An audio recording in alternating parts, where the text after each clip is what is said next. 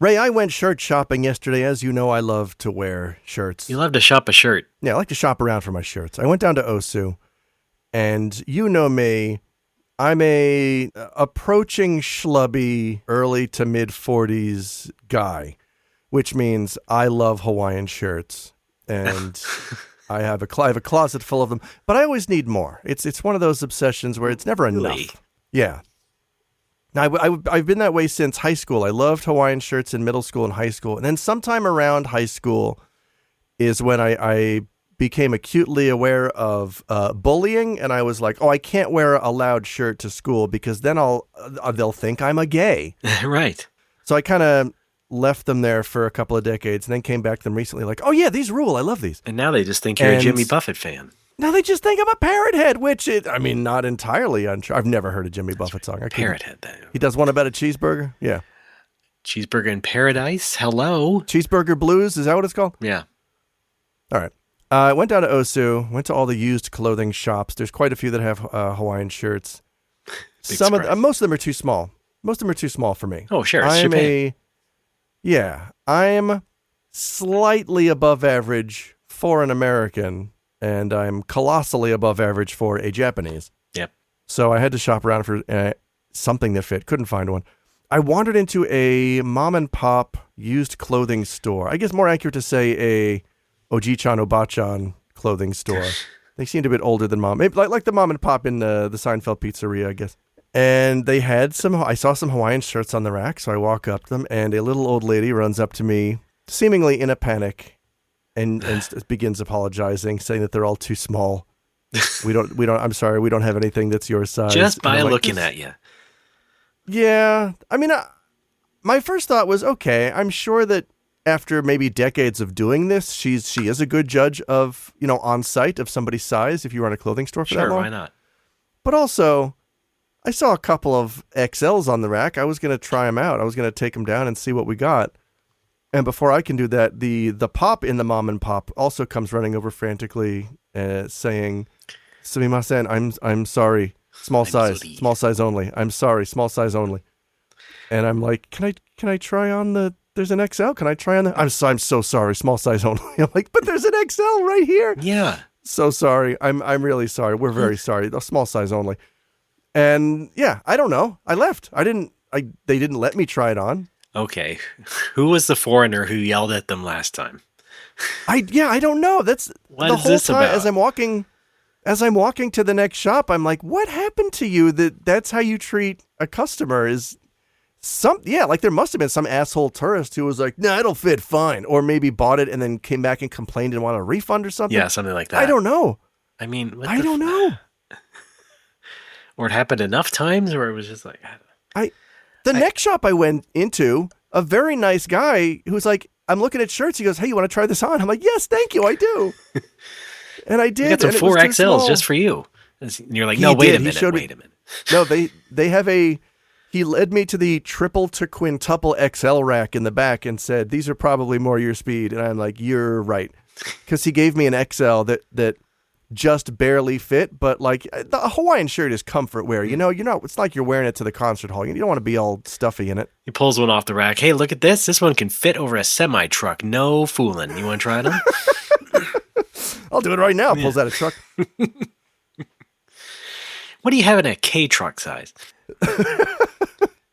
I ended up not buying anything. I went home empty-handed, empty-chested. Oh, boy. Yeah. Sad day in Margaritaville. It is. Well, you got other places to look, right? Have you tried Hawaii? It is, it's not local, but it is closer than the rest of America. They treat it like it's local, don't they?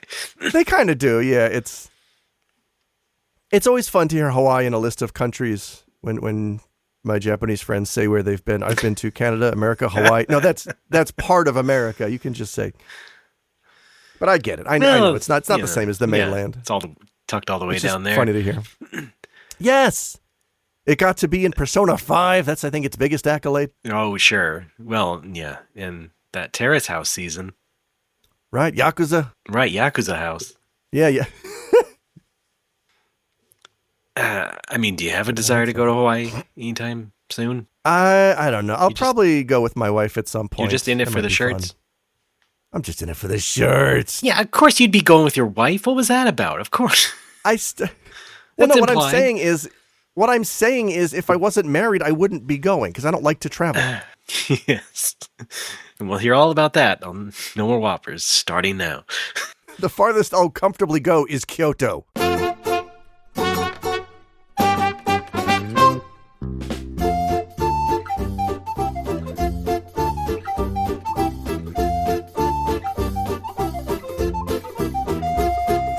It's No More Whoppers. Welcome to the show, everybody. My name is Ray Barnhold, Szechuan Sensation. And with me, as always, founder of the Glad Gear Gang, Alex Frioli. Kill 'em with kindness, I always say. Hi, Ray. Not glad with the two A's? Well, it's not Pride Month anymore, right? No, So it's no longer Pride Month. Right. We no longer give a shit. No, It's all welcome to Straight Month. We can take down the scaffolding and go back to being straight. Exactly. All right. Well, how are you doing, Alex? Oh my God. Well, as you just saw, I almost hacked up a lung. I had to mute my microphone. I am getting over a cold. It's not a particularly bad cold, but Summer sickness? my particular lines of work involve me speaking a lot. Yeah. And I just streamed for 2 hours and my voice is not doing great. So fortunately, I got you here to do a lot of the heavy lifting today, talking about your trip to the Orient. I'm going to sit back and listen. You're going to see me mute and hack a lung every so often. Just ignore me. Go about your business. All right. Well, all right. Sure. Fun. We have fun. It just cuts to a technical difficulties card. And We'll be right, Bark. well, we used to do that on the show, right? You used to cough a lot. Then We did, yes. You just edit that in. Yeah. That was fun, yeah. Why not bring it back? Bring it back. People love the classics. No mobile classics, like this yeah. one. Postal code 4440116. Aichiken Nukata-gun Kotacho. Aza Ashinoya. Atoshiro Juhachi Banshi. Midorigaoka Village F202. That's my full fucking address. All right. Yes, of course. We all love it. Try not to laugh again. I gotta go. Great. Yes, well, we come at you today on the show after my trip to Japan, my latest vacation. Yes. As You are back in about. America just in time for the 4th of July. You seem a little bit jet lagged. We can take it easy. I'm going to wrap you in a I blanket. guess We're going to so, sit on the yeah. couch. I thought I'd be doing better with jet lag, but I guess I am almost in my mid-40s, so Yeah. things have changed. Whatever. But, it was an overall pretty great trip. I'll start at the end where we were scared of missing or having our flights canceled because of the typhoon. Double typhoon. Yeah, there was a typhoon. Yeah. It was like the day before we had to leave where they started to like ramp up the advisories and whatnot. And so we were tracking the forecasts and the, what would you call it? The prognosis? Prognosis negative. On the news and everything. But I said, you know what? Let's just give it a day. We'll come back in the morning, check it again. And sure enough, the little typhoon had pretty much left. And then the big typhoon was moving slower than expected and would not even have reached the middle of Japan by the time we had to leave. So everything went fine. Now, I was talking about it with you, and you said, well, sometimes, the wind might be kicking up, so you might have to worry about that, or the airline or the airport might be worrying about that. And so, okay, well, that was also a factor. Even if the typhoon is nearby, you still have the winds to worry about. But we were just fine. No problems at all. No delays even. Completely smooth trip home. And that's all you really need. Yeah. Pretty good. And back home, we have our global entry, which is kind of related to the TSA pre-check thing. But it's when you come back into America, you can just fly through a shorter, not fly, walk swiftly through a shorter line at the customs.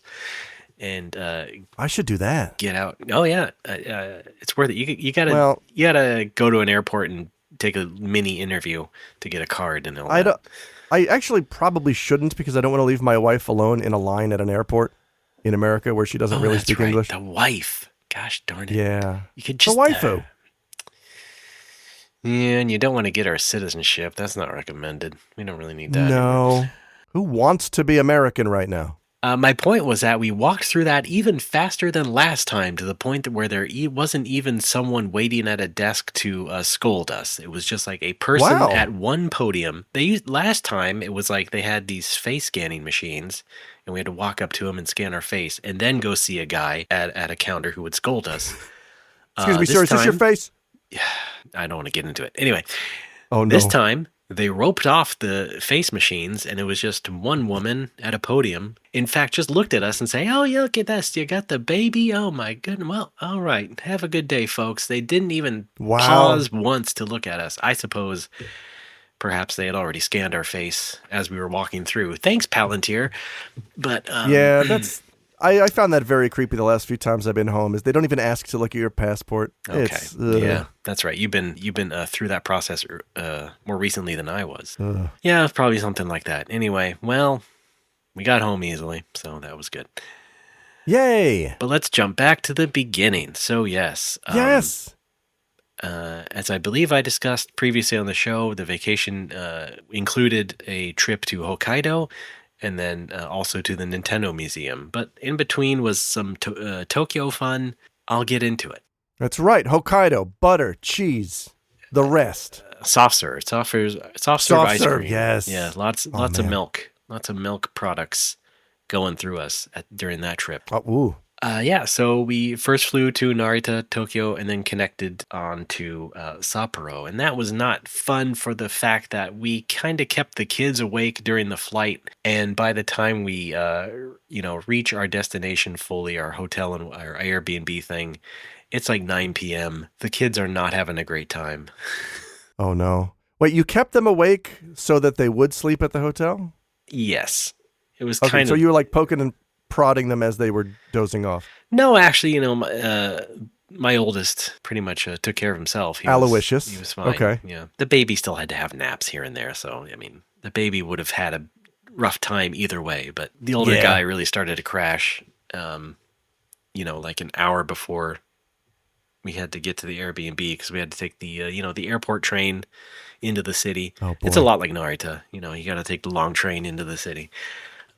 So, that wasn't great, but we made it fine. And then we spent a couple days in Sapporo, which is a fun little city. It's not like a huge, audacious city. I would say even in some respects, Nagoya is even a bit more active than Sapporo. I mean, Sapporo was kind of, it was a manufacturing town back in the day, and so you have a lot of buildings that are kind of just boring looking. You have your downtown pachinko parlor, of course, right next to the big train station, and you got that going on. But, a couple blocks after that, it's just kind of like nothing. Wow. But they do have the TV tower. That's a nice little spectacle, and they got the parks around there, so they dress it up pretty nice. I have no problems with it, really. I've still not been there. I got to get up there. Yeah. They got their big shopping street, Tanuki Koji. It's like, it's like several blocks long. It's just like, wait, Koji as in like factory? I guess so. All right. The Tanuki factory. I did not pay attention to, yes. The Mario Brothers. The guys at Nintendo just licking their lips like, oh, yes. We're coming for, we invented Tanukis. Yeah, that's right. Well, we invented big balls. To 7-year-old me, they did. Yeah. Mario 3 was my first exposure to the noble Tanuki. Yes, indeed. Conveniently misspelled for Whitey. Yeah. So we were in a little Airbnb type place there. That was not fun getting in because you had to check in on a tablet, and then you would get like the combination for the lock on the door, because the lock was a container for the key. Oh. If anybody has, seen how a real estate agent might have that lockbox on the door, same sort of thing. But as we were told in a text message through Airbnb, the tablet was not working. So we had to email the proprietor or whoever, let him know as soon as we came in, and he'd give us the code. I guess I texted him a little too late because we were already there and just kind of waiting for him to reply. And I was just like, hello? And then he finally gave us the code, and we could go in after standing around in the tiny lobby for maybe 10 minutes While, of course, And the kids are crashing and not feeling great, and I am about to throw him through the window. Oh. But that's just a little bit of pain. Once we settled in, it was fine. And one of our big excursions was to go to Mount Moiwa, which is kind of this little mountain very close to the city, and it has a ropeway. And you can go up the ropeway to an observation deck and look at the city. Oh, you observed. Yeah. I mean, it's really cool. Cool. It's like just one train trip, I think, and then you just had to stop and walk up the hill a little bit to the ropeway station. And yeah, it was really cool. Like, I've never really seen anything that local before, like. Yeah. Because I live in a valley, and so you get the wide open valley, you get the nice hills to look at, but there's no ropeways, and you can't just like take a train up there and walk up. You have to like drive up these twisty roads and everything to get to an observatory. Oh boy! So that's not as fun. But hey, taking a nice, normal, regular Japanese public transport train to get somewhere fun like that's pretty good. Yeah, Pittsburgh has the incline, which goes up Mount Washington, which is kind of a nice view up there. Oh yeah, sure. There's also a ropeway in Gifu, right? That goes up to Gifu Castle, which is also nice. But man, yeah. I like a good view, and I like getting to it slowly. It sounds like this is the trip for me. I think you would like it. Yeah, it's pretty good. Yeah, let's go. Yeah, they had a nice gift shop. I got this sticker. I thought this had a nice design. This sticker. Yeah, Mount Moiwa Ropeway. Yeah. Very nice. I don't know what to do with it, but I got a lot of stickers I don't know what to do with on this trip. Got a lot of magnets that I do know what to do with. Oh, where are you putting the magnets? On the fridge. Have you heard of these? No. Okay. We keep our food in an ice box, which, by the way, is devoid of plums. Don't look at me. I didn't do it. Might want to talk to your wife. They were so delicious. Whatever that was. And then right after that, we went and got lunch at the kaiten, local kaiten. And oh, nice. Really good. Get some sushi. My wife ended up eating too much sushi and got what? Not sick, but she got sick of it to the point where she was afraid of getting sick. So no, she got sakanosis. Yeah, she went cold turkey before it got any worse, and so fair enough. Plenty more things to eat in Japan. Oh, yeah. It's easy to eat a lot of sushi, though. It's real good. Oh, yeah. Yeah, of course. I mean, we all love it. We're all fans here.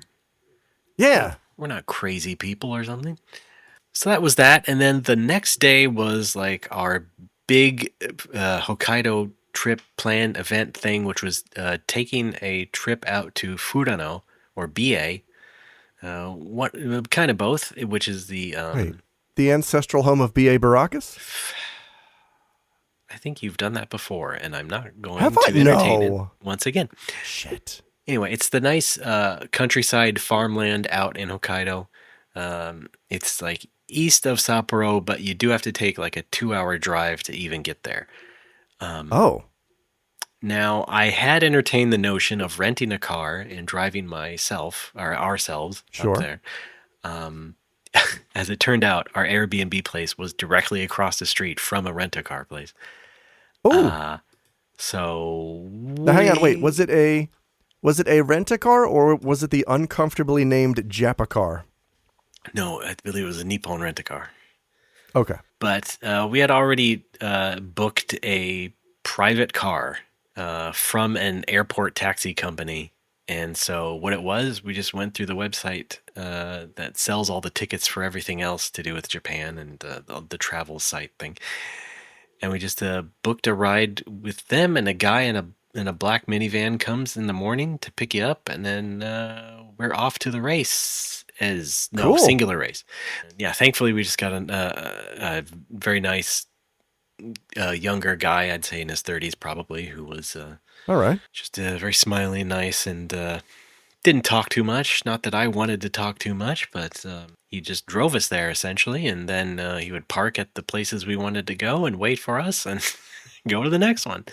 So that was a pretty nice day. I wanted to go to a couple of farms, a couple of flower farms, fields, whatever you want to call them. Just a couple of the, let's say, more well-known, famous BA places. Sure. Give me the top 10 famous farms in BA. Well, there is Shiksai no Oka. All right. That's the great big one. We went there second. Sure. There is Farm Tomita, the lavender farm. That's where I had wanted to go for like years. Ooh. It turned out to be way smaller than I thought, but that's okay. Oh. Because they also serve lavender soft serve. Okay. And melon soft serve. Oh, that sounds good. They got a melon stand there, so you can buy some melon. I like things. melon. Yeah. But still a nice little place, and actually like a proper cafe, and so we got lunch there as well. And then there is the 7 stars trees. What? Like the cigarette? Yes, exactly like the cigarettes, because it was in a commercial. Oh my God. Okay. And so that is like the actual known name for it, the 7 stars tree in Hokkaido. It's just a very picturesque scene, like many things in Hokkaido, where it's just a tree sort of like by itself on the roadside. Okay. People love to go there and take pictures by it. People love that tree. I was tempted, but I think you didn't pose next to the tree pretending to smoke a whole pack of cigarettes. No, with the whole family. Okay. But I have seen it before. It's a nice Hiroshi Nagai painting. He painted it. He is a good. Oh, cool painting of that. And yes, and then there's also the Blue Pond, Aoike. Oh. Sure. Which is another sort of short visit, but we also went there. And it was a big blue pond. An unnaturally blue pond, for what it is. Cool. I don't know the top 10, but let's just say a ropeway. Yeah. We went to those 3 places, those 2 farms, and then the pond. And, didn't want to spend too long. It was another 2-hour trip back home, so to speak. And so we couldn't keep the kids too long. And so we got home around 6 p.m. Got a little bit of grocery shopping done. He actually was nice enough to drop us off near the closest grocery store. Hey, could you get me some curry pond? Thanks, everyone. Yeah. That sounds like a nice day. Yeah. And it was nice, seeing more of Hokkaido from the roadside, from the road, and, being on the highways. I don't know if you know about, I guess it's in Hokkaido generally. They have, these weird arrows that are on the highways. They're, overhanging arrows. Every several hundred feet, there's, instead of, a light pole, it's just, an arrow, a striped arrow pointing down at the road, hey, this is the road, this is your lane. Huh. You know what I know it from is the cover from the visual novel Fudaiki. Ooh, show me. Yeah, I will show you this. Yes, is it the Nipponichi series? It is now, yes, but it was not originally.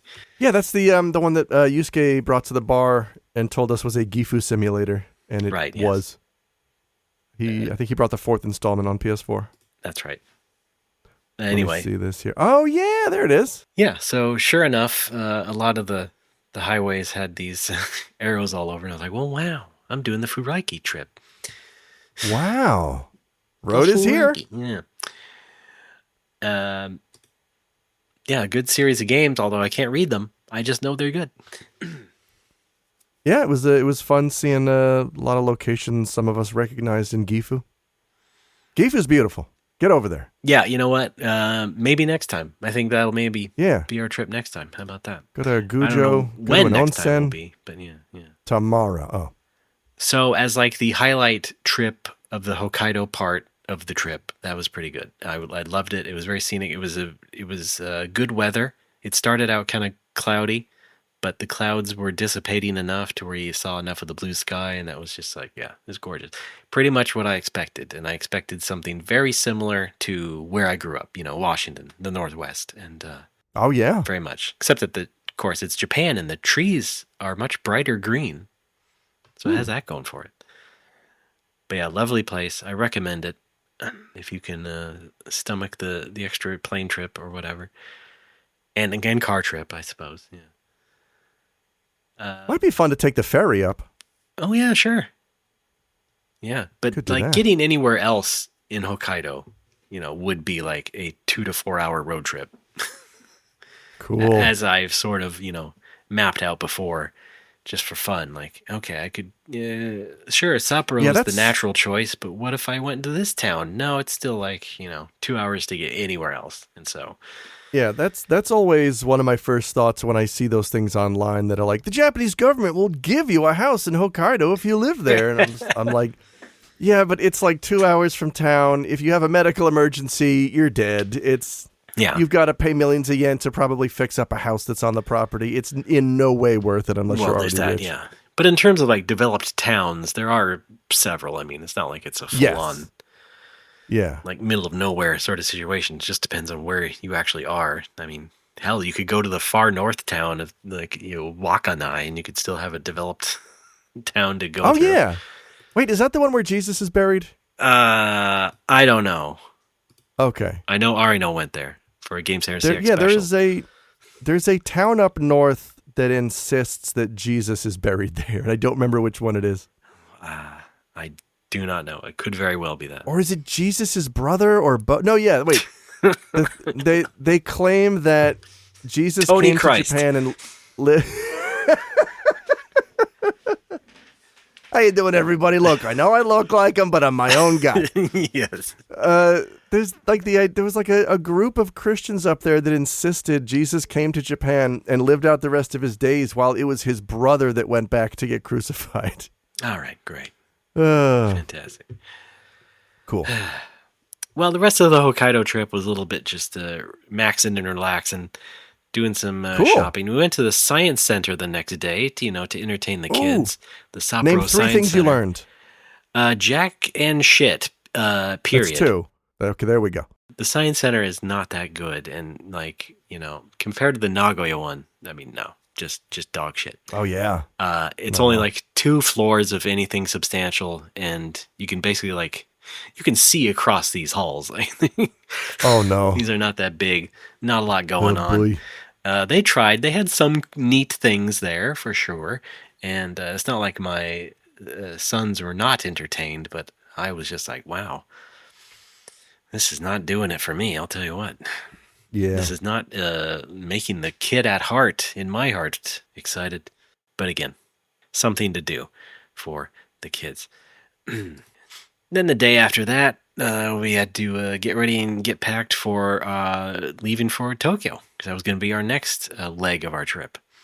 Yeah. And so we went back to the airport, had to spend more time at the Sapporo airport, which is very elaborate. I mean, compared to the Science Center, their airport is a happening place. They got a lot going on there.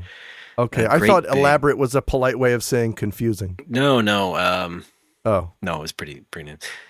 But yeah, as far as the overall sort of shopping and entertainment experience at the airport, the New Chitose Sapporo Airport has got it going on. Oh, they got a zoo, they got a pool, they got a playhouse.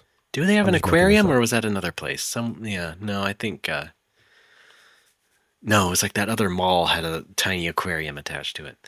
Yeah. They got a sky aquarium? Oh, but listen, I just want to make a note, though. As I was mentioning going shopping and stuff in Sapporo, we found out that, the baby clothes, the kids' clothes in Japan is, second to none. Oh, yeah, they're pretty good. Yeah.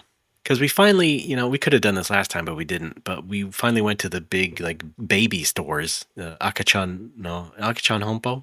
No Honpo? What was that? Oh, yeah. Akachan Honpo, which is just a great big multi-department baby store. They got everything for babies. Food and software and hardware. And we ended up buying a new stroller, and I have saved that story for Sassafras coming up. That's right. Yeah, folks, a little preview is for Patreon subscribers. The next episode of Sassafras that you will hear next week was recorded live when we were together in Kyoto. We talk about our purchases from the Nintendo Museum. We tell a story about selling a stroller. It's a good time. Okay, so yeah, back to Tokyo. Yeah. Went to Tokyo the next day, and then the day after that, our first order of business was to go to the Tokyo Skytree Mall. Oh, there's a mall up there? Ground floor. It's a ground floor shopping center Oh, geez. attached All right, to it. I guess. Yeah. Technically, yes. Okay, yes. It's in the Skytree, folks. Skytree's in the name. What can I say? I didn't make it. We did not go up the Skytree or anything, but Sorry, I thought you did. we did go there. I wanted to go for the specific reason of going to the Kirby Cafe store. Ooh, cool. For my son, who is a known Kirby fan. Pollo. He loves Kibi. Yes, he doesn't say it like that anymore, though. Oh, okay. Aw. But you should still, because it's cute. Okay, thanks. Now, for anyone who doesn't know, there is a Kirby Cafe. There are a couple of them. And it's one of those things where you need to get a reservation. And I was not interested in going through that horse shit, especially with, my entire family. Because I remember several trips ago when I was with you in Japan, and I was just like, hey, why don't we try to go to that Dragon Quest bar, the cafe rather, Luida's bar. Yeah. And then you check, you call or whatever, and you find, oh yeah, you need a reservation. And it's like, oh, okay. Thanks for nothing. Well, I guess we won't be going. Because, it's booked way in advance and all that stuff. And, yeah, and I guess this was, what year was that? Was this, I like, forget. were smartphones too new that making a reservation from the browser on my phone would have been too much of a pain in the ass? I don't even remember. Well, I think the point was it would still have to be ahead of time. Like, I only thought of it, like, that day before. I was just like, hey, while I'm in Tokyo, we should try out that Dragon Quest cafe. Oh, you need to be a VIP or be on the list, So that didn't work out. And the Kirby Cafe is the exact same shit. But they have a Kirby Cafe gift shop that is separate from the cafe, and you can just walk through there, and it's just a mini little corner kind of gift shop size thing inside the Tokyo Skytree Mall. So yeah, we went there. We got a good amount of things. We got a couple magnets, like I said, and cups, plastic. They got a set of 2 cups, and I was like, okay, perfect for the boys. That's all we need. And sure enough, the oldest one, he loves them. Generally a success there. And then we walked around the rest of the mall, and I saw the Nanoblock store. I didn't know they had one, but I did know that Nanoblock had recently come out with a line of Namco Nanoblock sets. And so I got one of those. Here's the Xevious cool. Nanoblock. Yeah. I had one of those at the bar. I had a Dragon Quest Dragon Nanoblock set, and I think it lasted for about a week before someone touched it and it exploded and fell apart. Well, yeah, they should be kept up on a shelf, I would say. Yes, that's what I learned. Nanoblock, the original micro-sized building block. Well, now hold on. Micro is different from nano. Folks, you got Yeah, come on, guys. Let's go. Small blocks, big fun. Oh, good smell, good block. Shisai wa Tano Shi. So yes, they have a new line of Namco legendary stuff, and so I got the Solvalu, the Xevious ship. Cool. Actually, I got a smaller one of what's his name? Goro, the cat from Mappy. It was a blind bag thing, but yeah, I got a Goro, the 4-armed cat. And that was just happenstance. I didn't even know that store was there. I did also see that they had a Tomica shop in the Skytree Mall. And I remember last time we went to the Tomica shop in the Tokyo Station, Tomica being the toy car line in Japan, like your Matchbox Hot Wheels. And so they had an official shop in the Tokyo Station last time where they will put together a car for you. They have little buckets next to the cash register, and you pick out pieces, what color or whatever you want, and then you bring it to the counter, and then they'll put it together for you in their machine, and you can just watch them through the window. And that's a cool experience for a little kid. Wow, yeah, a restaurant where you make your own truck. Yeah. Well, my son at the time liked it. This trip, though, the Tomica shop is much smaller and lamer. It was just like a 2-in-1 shop with plow rail being the toy train set cousins to Tomica. They're both plastic made by rail? Tomy. Is that what that is? Yeah, pretty much. Cool. And also my son was much less interested in toy cars this time around. So I kept asking him, do you want to look at the cars? Do you want to look at anything? No. Okay, great. Well, this store sucks Father, anyway. I don't even have my license. But it was also right next to the food court, and so we just went. We ate lunch there as well, and so the thing was, it was for the Kirby shop, and sure enough, the Kirby shop was a success, and so that was good. There you go. Skytree Mall. I would check it out. Yeah. The day after that in Tokyo, actually went to Yokohama to go to the Cup Noodle Museum. Cool. Have you heard of this, Kev? I have. I saw a picture that you sent me from there. It looked pretty fun. Right. Was that the first time you've heard of it? Yes. I mean, look, I knew there was one because, of course, there is one. But I didn't know where it was, and I've never been to it. They have a couple of them, I think. But yeah, the main one is in Yokohama. Yeah. It's like Train Museum. Like, I couldn't tell you where it is, but of course there's one in Japan. Right, you know. Yeah. Sure enough, yeah. So, yeah, we took the train to Yokohama. We got off in Yokohama, and this is not cup noodles, but I noticed, and I had to text you and ask, like, what is the deal with this? A bunch of people lined up around the block for a Wendy's in Yokohama. Oh, yeah. Like, people who had apparently just gotten off the train. They were holding their luggage, their roller bags and everything, in line around the block for Wendy's. And this was like at 10 in the morning, 10:30 in the morning. I was just like, really? For Wendy's? In this country? I couldn't explain it because we had also been staying in Ueno, which was also like very close to a Wendy's by the train station there. And that was not as populated. That didn't have any craziness. So I wonder what was it about this Yokohama one? I don't know. You want to open a burger shop with me in Ueno called Ueno's World? Party time, excellent. Thank you. Yeah, I think it's just, we know that Japan likes to wait in lines. It is a cultural fact. Japanese people are drawn to lines. And I kind of understand it because A, you get to relax and kill some time if you're not in a rush. And B, you psych yourself into enjoying the thing, whatever it is. And maybe that brightens up your day. I kind of see it as like a willful, look, I've already decided I'm going to enjoy this thing. And the longer I wait, the sweeter this Krispy Kreme is going to taste. I think that's a lot of what it is. Yeah, of course. I don't hate that. But Wendy's? Okay, well, Hey, I would do that. There's no Wendy's down here. Oh, really?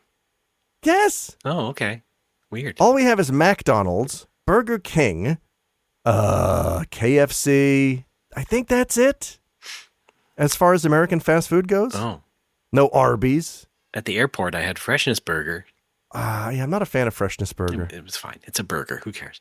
Yeah, it's a burger. There's they got Jack in the Donuts here, but no Jack in the Box. Yeah, you don't want to be doing that anyway to the donuts. No. Okay, well, yeah, I couldn't explain it. Maybe it was just one of those things in Yokohama. It wasn't like it was like right in the train station or anything. It was outside. It was like a block away or something. The last time I went to Yokohama was years ago, but I remember I was there with my girlfriend at the time, and we had just taken a weekend to go to Yokohama and relax, and we're walking around Chinatown, and I'm having such a wonderful afternoon, and it's relaxing and quiet, and it's exactly what I needed, and we turn the corner, and it's Lunar New Year, and it's just fireworks and crowds. It went from 0 to explode your skull in one corner turn, and I was like, we need to go somewhere else. All right, cool. Yeah, it was loud. Well, one more thing about Wendy's is that I noticed that both Wendy's that I had seen like to put up a giant white sign saying how many seats there are, that it has Wi-Fi, and like you'll be taken care of here if you go to Wendy's. And I was like, wow, okay, geez. Yeah. Fair enough. I guess if McDonald's is full, sure. I mean, back during the Depression, like that's how the hobo code was developed. Was you'd go around to different fast food joints, and if there was Wi-Fi, you'd scroll some wavy lines on the door. Right, right. If it was a Chick-fil-A, you'd carve a little symbol that meant it was a religious family. Yeah, not bad, not bad. Yeah.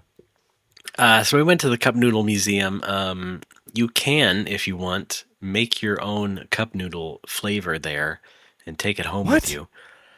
Yeah, they have a thing where you can just choose a bunch of different noodles and toppings, I guess, and mix and match stuff. And Okay, I think I asked you this when we were hanging out in Kyoto, but is it like those Coke machines at the movie theater where they have like 50 different flavors and you can mix your own? Yeah, basically, except you can also like draw on the container if you want, Okay. personalize it more as a real souvenir, I suppose. Sure. But we didn't do that because they make you put it in like a bag that you have to like pump air into, and so you have like this big puffy bag. And I'm What? like, we gotta like economize our luggage space here, so I don't know if I can Yeah, that's not happening. if I can do that. What the hell? I wasn't that interested.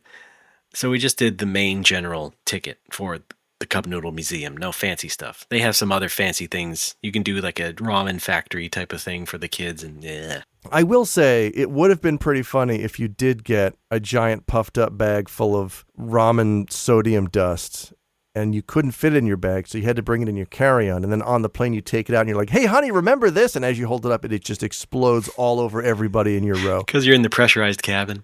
And so Exactly. Yeah. And everybody's pissed off except for one guy who's like, hey, good mixture. This is really well balanced. Thank you, sir. Sorry though. yeah, so I don't know any other details other than that because I didn't go there. But we did go to the Cup Noodle Museum gift shop because we love our gift shops here on the show. And Yeah. I did get a toy car. They have a special edition Tomika Cup Noodle car. And we had to get that. I didn't care if my son wanted it or not.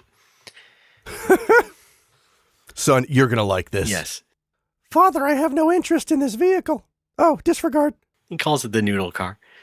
We're all good. Love the noodle car.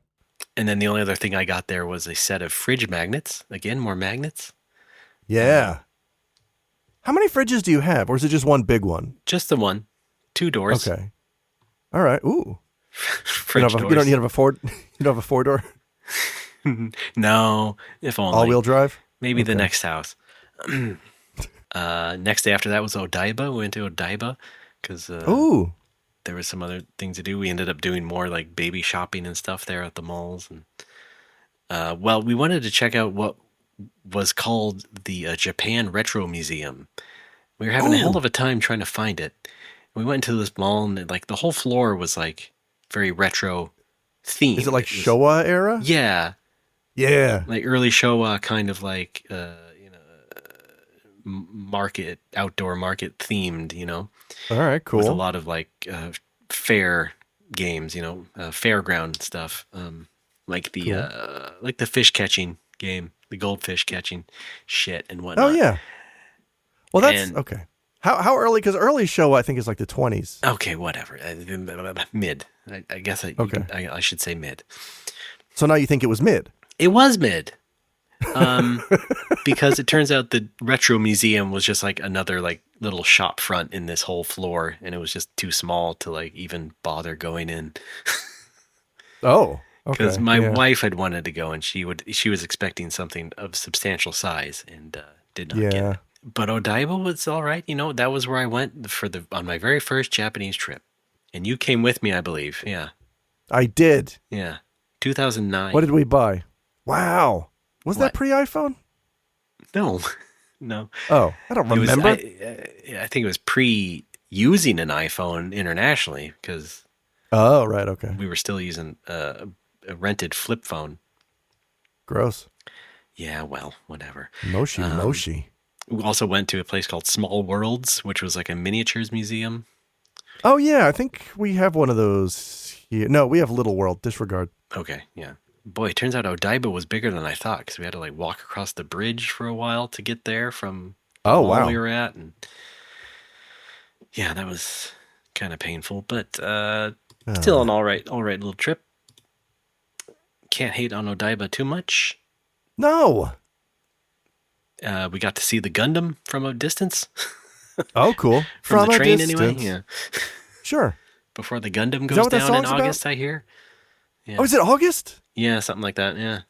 Oh man, I've still never seen it. They're decommissioning it. Yeah. Oh no. It will no longer protect Japan. Are they launching it into space? I think so. I know. All right. And then after that, to cap off our vacation, we went to What Kyoto. else could possibly have happened that's interesting?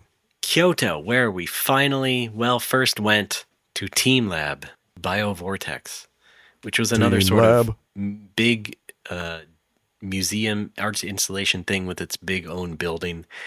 and has become sort of a trendy tourist thing because they have one in Tokyo and there's one in Kyoto. And it's basically like this big, dark museum sort of thing where you see a bunch of like funky, mostly electronic kind of art installations. It's kind of like just walking through rave visuals, very like ethereal sorts of things, sparkly stuff. Ooh.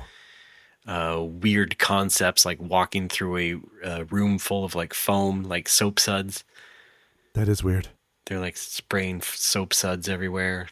Like a car wash? Like a human car wash? Like a human car wash, but not wet, just the suds. Oh. But suds become wet, right? Yeah. Isn't it like, okay. Nah, not too much. Not like super damp, like you would if you were actually in the tub, Super damp Osborne? Okay. We did not do that. There was, again, we're just two little kids. They couldn't do a whole lot there. And in fact, the baby got kind of scared at one of the rooms of of these crazy rave visual sorts of things. The guillotine room. Why did you go into the guillotine room? Which is, completely understandable. It was my kind of vibe, but not too great for dragging a couple of little kids around. Although there was another room where you could walk in, and it was just like filled with like not balloons, but just like very light balls, and they would all just be like whipped around in the air system, and so you would just like, first of all, they would ask you to like use shuffling motions as you walk and watch out for everybody, but you're just like in this sea of like balls hitting you all over the place, and wow. Of course, the ball gauntlet. Of course, my son did enjoy that a lot, and he got maybe too into it because it's not only dark in there and hard to see, but he's also like whipping these balls around and like trying to grab them. That's fun. Like, please don't hurt anybody else. Don't hurt strangers. Also that. So I had to hold him basically the entire time. And so it's just kind of like that. It's one of those weird art installations. I have a clip of me in that room. What hit me? There we go. Yeah, exactly. That's pretty accurate. That is pretty accurate. So like it was cool, but I didn't fully, get it, like why this is really popular or anything. But it was nice. And then immediately after that, we had to meet up with my old friend. Who's this now? Alex Frioli. What? Mitchell. It's true. We met up in Kyoto. I got lost on the way because you sent me a Google Map link and I opened it. And then I guess I immediately, a finger accidentally touched a different place on the screen. And I was like, well, that's where I'm going. Oh, no. And so I went in the opposite direction of where you were. Oh, shit. And I get there and I'm like, how do I get inside here? Like, it just looks like a business office. Like, all right, well, let's go in. And there's nothing in there that looks like a travel place. And you check in with me again. I'm like, yeah, I couldn't find. I went the wrong way. I'll be there in a minute. Yeah, I double checked by going back to your message and tapping the link again and saw it was a different place. I'm like, oh, okay. Well, that's fun. Yeah, we walked around the Don Quixote. Then we checked into the Airbnb. That was nice. It was very nice, actually. I had a nice time there. Yeah, we basically got an entire sort of house this time for like a couple of nights, and sort of traditional kind of house, not something I was really used to, and the fact that they had like a sink on just like the side of the living room. Yeah. But also like 5 feet from the kitchen where there's another sink. Yeah, right. Well, what if you really need to wash your hands, but the kitchen sink is too far away? That makes 4 sinks total, right, for that place? That's a lot of sinks. It was a lot of sinks. What if you need to brush your teeth right after eating the pancakes? That's true. Oh, I should have brushed my teeth at all 4 sinks. Should have made that a goal. So that was 2 bedrooms, just in case anyone is wondering. Alex did get his own room. Yes. Now, hang on. 2 things here. 1, did you hear me snoring through the wall? I only did at like as soon as I woke up. And then even then, not to a point where it was like annoying. Okay, good. It was almost adorable. So, oh, good. Thank you. Wish you had recorded the walls it. were good. Okay. Second of all, and your wife heard this, and I think you slept through it. Something was moving between the walls. It sounded like something fell down between the walls in the middle of the night. At first, I thought it sounded like someone in your room had knocked something down, and it was like slowly falling down the wall and scraping the wall. What the fuck? And then when your wife mentioned it the next morning, I was like, oh, well, it wasn't on my side. It was on your side. That means it was in the wall. Oh. What the hell was happening in the wall? Was somebody like moving a cable at 2 a.m.? What the hell was that? Maybe a squirrel dropped an acorn down there or something. Oh, no. Could be squirrel related. I don't know. Those darn Kyoto squirrels. Could be one of those Nara deer. Got lost. Just they got banging wall around deer. in there. For everything else, there's wall deer. Oh, boy, yeah. Tourists flock to see the wonderful wall deer. Let me out. Consternation among locals about tourists coming to see the wall deer. We got to get the deer out of the wall. No, son, you've got to leave the deer. It's I'm where he tired lives. of these foreign tourists in this motherfucking wall. Clogging up the street. I did accidentally sort of walk in front of someone, and I think they made kind of like a teeth-sucking noise as I went by. And I was like, oh, no. boy, I'm sorry. I didn't mean to be that much of a foreigner. So, you know how I'm always self-conscious of being seen as a tourist? That's one of my hang-ups. And yet, Hawaiian shirts. Yeah, that's I don't like to be seen as a tourist, and yet I insist on wearing their uniform every day. That's and on shorts. me. And shorts, yeah.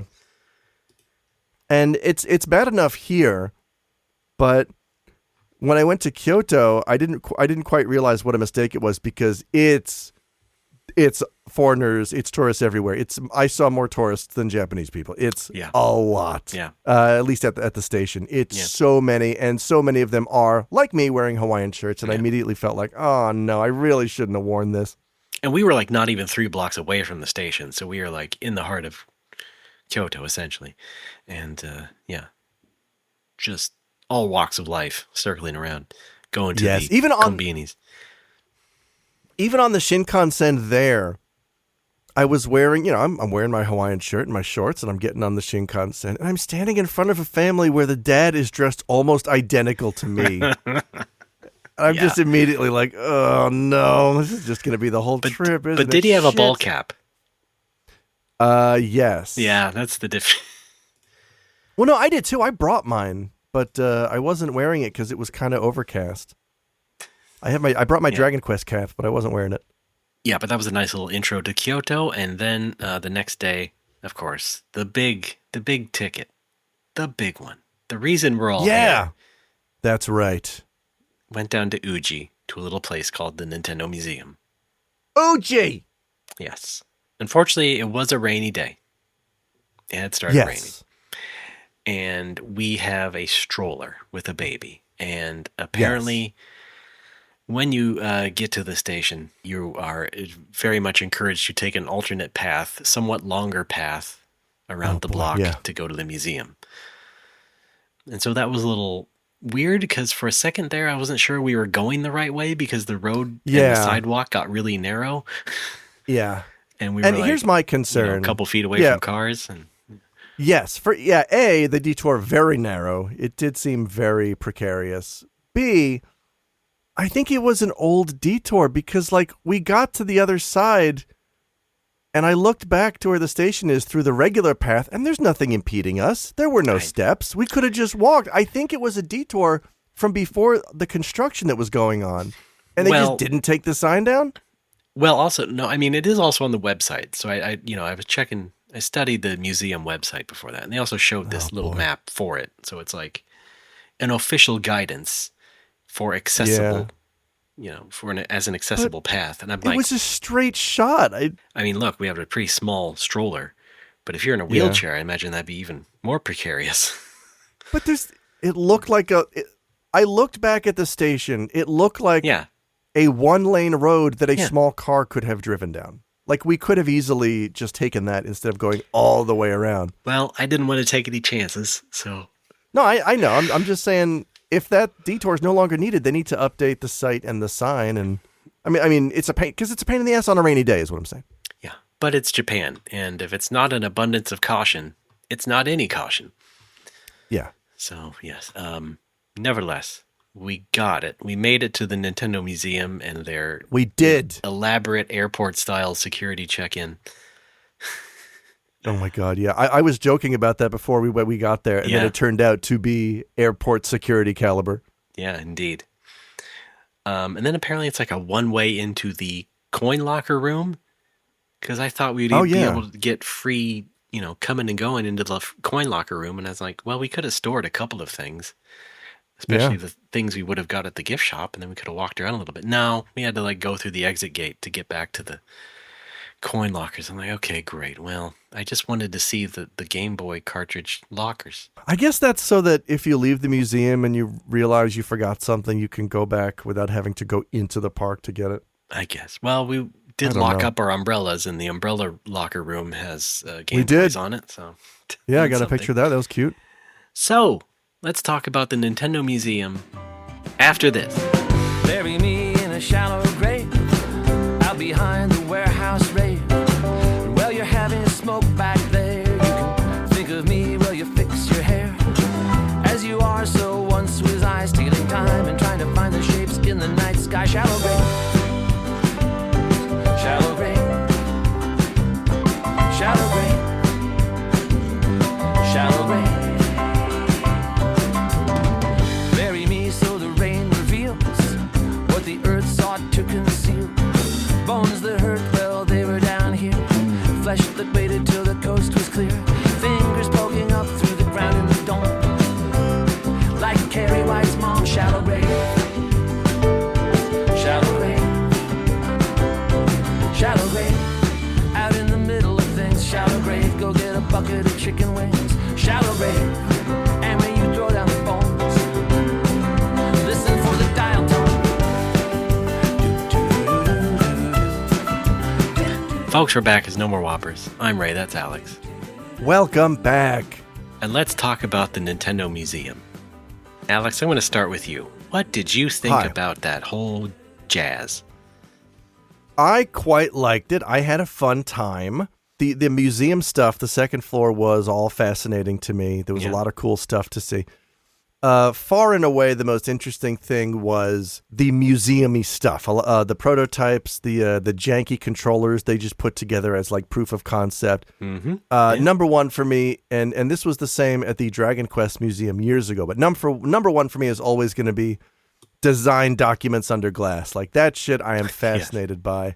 Seeing the original hand-drawn Zelda overworld map was I'm not even a huge Zelda fan. It was a really cool thing to see. Yeah, and Because so, like, that Zelda 1 was very important to me as a kid, and it was neat to see the original, hey, this is the world we're going to create. Check it out. yeah, I have a Donkey Kong Jr. arcade marquee over here in the corner. Oh. And just by happenstance, they had like the first sketches of that as part of Wow, like the yeah. Mario art gallery there. Yeah, those were cool. Yeah, that was fascinating. I love that stuff. I would say it kind of met expectations for me, but also in a couple of small ways kind of exceeded them. For example, like I knew it, from what I had sort of seen of it before in coverage and, all that jazz, the videos and whatnot. Like it seemed like it was not a very historically focused thing. Not a lot of not a lot of plaques telling you what's going on. Not a lot of storytelling. Oh, yeah. However, That's true. the one thing I was sort of expecting was like, well, would they at least acknowledge the fact that this was built on like the old factory, the old Uji factory? And it didn't seem to be that way at first before I went, but it turns out actually there is a small corner, a wall that is like pointing out towards the window. It's that like a does show dark the old alcove. photos. Yeah. Yeah. I didn't realize that until we got there and you mentioned it. I had no idea. Oh yeah. Well, it seemed you were not fully up on it as I was there. That's fine. You kind of went into this a little bit blind, which is good, I think. I'm a casual. I played 5 minutes of Super Mario Brothers when I was a kid, and that's all I've played. Oh boy, I knew you weren't a real gamer, but I'm really sorry. Right. So yeah, they do have the second floor, which we kind of went there first accidentally because of the weird elevators set up for wheelchairs. It's not laid out clearly.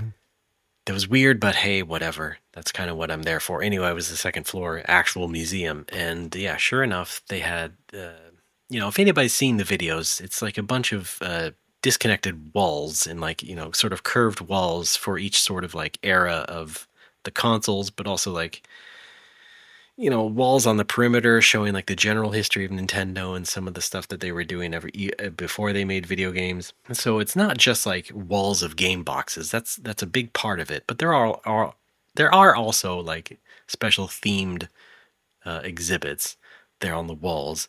Especially one that I was very happy to see. Again, a little exceeding my expectation.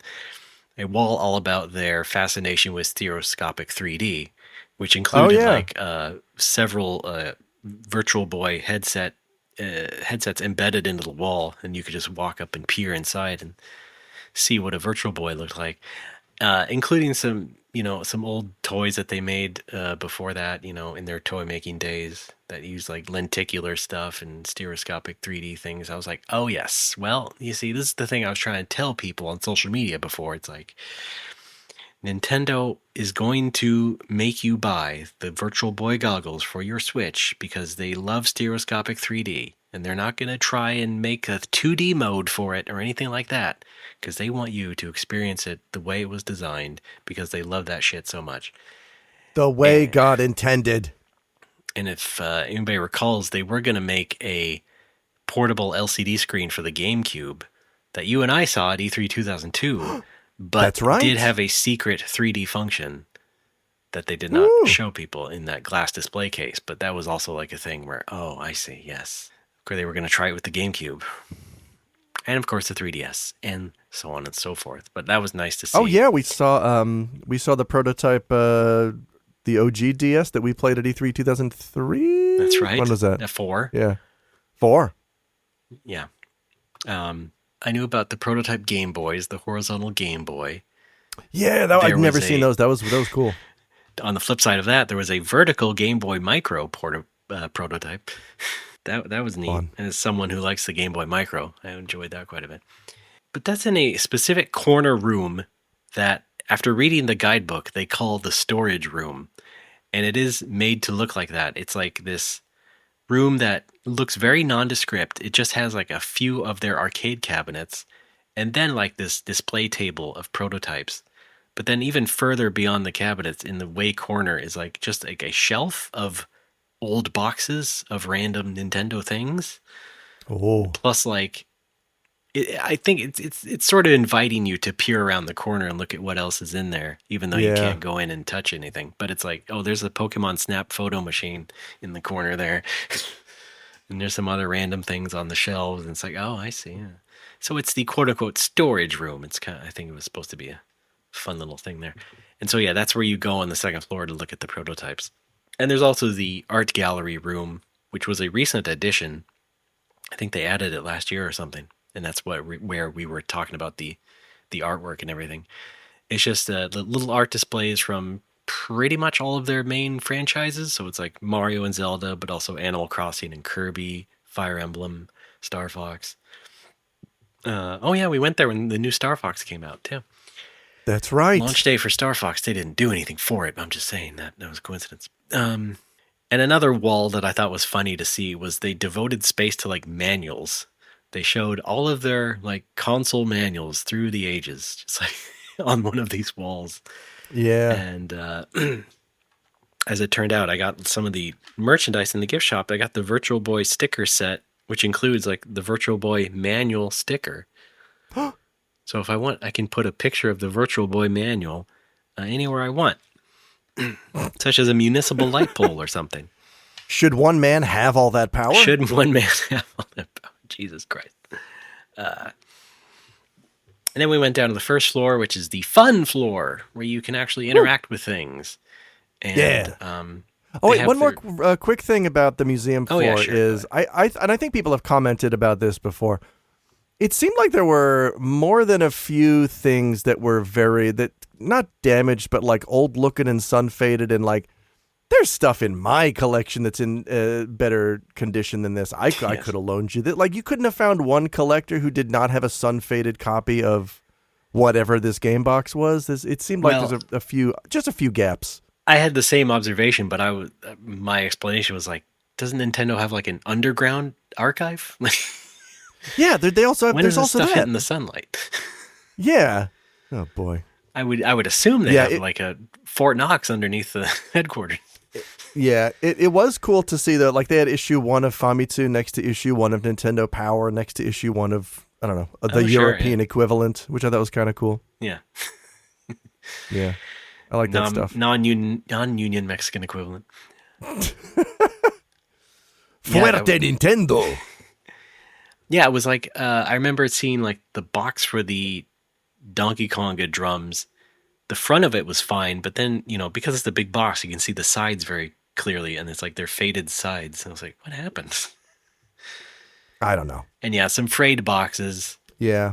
I imagine if they were compiling, because like the games they were showing on the shelves were like, where applicable, like the Japanese, European, and American versions of the games. And so they'd have, at least 3 boxes next to each other. And so they probably were compiling, they're probably getting the European office to send some European boxes, and maybe those weren't kept as well as the Japanese ones. Yeah, it reminded me that like years ago, an NOA employee came through the bar and told me that like NOA has a secret museum of its own, Nintendo museum, that's employees only, and Nintendo of Japan does not like that apparently. And okay, yeah, sure. I don't know why they give a shit, but it's maybe they sourced some of it from them. I have no idea. I've heard things like that. There was some guy who was trying to make a replica of the Sky Skipper arcade cabinet, and this was an arcade game by Nintendo that was like not released, but Nintendo had a specimen of it in their American office. And so this is on YouTube. Some guy actually got like special permission to like photograph the cabinet and make a replica of it. And then, like, I think 3 weeks later, they just released Sky Skipper on Arcade Archives on Nintendo Switch. You just buy it there. But then also, I remember, like, I think it was listening to the Kit and Krista podcast where they were talking about how, like, Nintendo had sort of an archive, but it was not very organized. So their offices did have stuff, but you would have to, like, go rummaging around for something in particular, or someone couldn't find it for you, something like that. So. Oh, boy. And, hey, in the end, they're a business. Big corporate office, they're not gonna care too much about that stuff when they got to keep moving. That's right. Got to sell these Pikmin. I recommend going just for that second floor, but we did go to the first floor where all the interactive stuff was, and we didn't play everything because I think we were running short on time and short on fumes because we were getting hungry, so it was going to be time for lunch. But we did find time to go into the big controller room and play one of the big controllers. I got my son and I in line for the N64 controller and played a bit of Mario 64 together. There's a great photo of you two playing that. Very cute. They take automatic pictures for you. So they take 3 photos. You can opt into it. And then you can just go back to the website and load it up and save it. And so, yeah. Well, first of all, the line attendant gave my wife special permission to like stand by the side and take extra pictures of us. But then you see in the automatic pictures that are taken by the camera at the museum, like they blur out my wife's face. Yeah, because she's not actually playing it. I just thought that was funny. It's like blurred wife's face, but also the baby is covered, and you just see his legs poking out of the stroller. Yeah, he's supposed to be napping, but yeah. And then there was a giant, there's the Zapper and Scope SP, which is like a big shooting gallery. Yeah, I did that one as well. That was fun. Yeah, you joined us for that one. You can choose either a Super Scope or a Zapper to play this Mario-themed shooting gallery thing. It's neat, but maybe not worth the full line wait. Yeah, it was a little bit of a wait. I have to imagine it's easier to use the Zapper for that, because with the Super Scope, you're just begging for some whiplash, right? You're just moving your spine, your skull back and forth all the time. Well, it's true to the experience, isn't it? Yeah, but like, did you have when a I was Super a kid Scope? playing Super Scope, I know, but my cousin did, and when we played it, I wasn't playing it on like a 12-foot by 12-foot wall in front of me. I was playing it on a little TV that was a few feet from me. Well, I think the idea is that Nintendo didn't want you to. At the museum, they didn't want you to strain yourself. I think the point was like, hey, if you want extra accuracy, you can get the Zapper and just, see more around you. I love accuracy. You know me. That's my favorite thing. What the fuck ever. Anyway, it was kind of a nothing game, but nice of them to have it. Because 10 people can join up, and then you're on a leaderboard, and hey, okay, let's clap for the people who made the top 3. I was joking to you in line that like the way the game works is you shoot bombs and turtles and Koopa kids and you get points. And I was joking to you in line, don't shoot the hostages or you lose 500 points. And then it turns out, yeah, if you shoot Mario, Luigi, Princess, or Toad, you do lose points. Yeah, yeah. So they're throwing those out as like, just to trip you up. Careful there. So they had several other interactive things that we did not get to play, except that you were waiting for us on the N64, and then you decided to play like just the gallery of basically ROMs. You can just play all those games. They had a ROM room, and a virtual console room, maybe we should call it. Yeah. So I played 10 minutes of Mario 3. My goal was to see how far I can get into World 8. Okay, sure. But then I fucked up getting the second warp whistle, so I ended up at World 4, and then just started hanging out with giant Koopas. You're not as good as the wizard. I'm not a good gamer. Mm-hmm. There was another one called Game & Watch SP, where you like use your hands to like play one of the manhole Game & Watch game. I wanted to play that, but that's okay. Oh. Game & Watch can wait. But that's our trip in a nutshell. Yes, we had a fun time. Very gratifying, I would say. Yeah, it's a very cool place. Certainly not perfect. I think if they had given more of a sort of traditional museum approach, with more plaques and things explaining what things are, that would always be helpful. Yeah, but people have said that before. I think so. We kind of discussed this a little bit, or we will on the upcoming Sassafras. But the idea that they don't allow you to take pictures of the exhibit stuff on the second floor, and like, I understand it is supposed to be a museum, and I think I wouldn't care as much if there were more plaques, and if it was sort of treated more like a museum, and they would explain, here's what these things are, here's their history. It's because what it felt like was, here's some old products Nintendo made. It felt less like a history lesson and more like a corporate lesson. Yeah. You know what I mean? They tried to have some themed things and explaining like, okay, yeah, this was our era of exploration, and these are like our movement products. We like to get people moving with our twister and our power pad and our Wii balance board. Yeah. And so in some sense, yeah, you kind of have to be familiar with what Nintendo has done in games to really get something out of it. But, who are we talking to right now that isn't already like that? Yes, you're all nerds. We're nerds too. It's fine. Yeah, that's fine. I would still recommend going, even though you have to like plan 3 months in advance. Yeah, can you make reservations at that restaurant? Because we were not waiting 45 fucking minutes. No. Great. Oh, yeah. No. They are going to open up a new restaurant there, the Super Family Restaurant. And so you would imagine it's going to be bigger than the cafe. They call it a cafe, Hot in a Burger. They do call it just a cafe and whatever. I mean, yeah, but if burger's in your name, like, that says to me, come here for lunch. Yeah. No, for sure. Yeah. All right. But I think it's of a certain size, so they call it a cafe. Yeah. Instead, we went across the street to Kokoichi, had a perfectly lovely lunch.